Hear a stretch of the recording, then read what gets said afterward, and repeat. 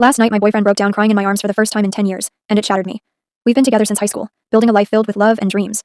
But beneath it all, he's been carrying a pain so deep it finally overflowed. We met when I was 15 and he was 16, high school sweethearts who grew together through every challenge. After graduating, we moved in together, turning my tiny 2-bedroom apartment into our little world. A few months ago, while babysitting my friend's baby, I felt a surge of longing to be a mom.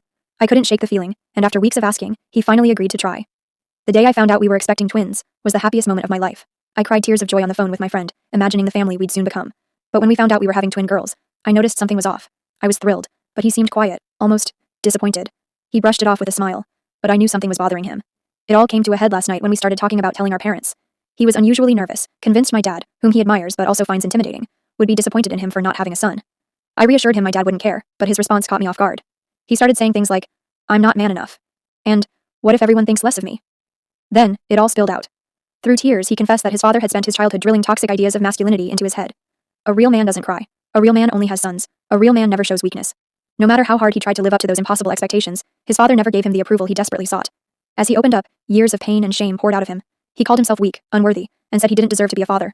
I held him as tightly as I could, but the weight of his emotions was overwhelming. He cried so hard his nose started bleeding, and then he passed out in my arms. Now I'm sitting here still shaken, wondering how to help the man I love heal from wounds that run so deep.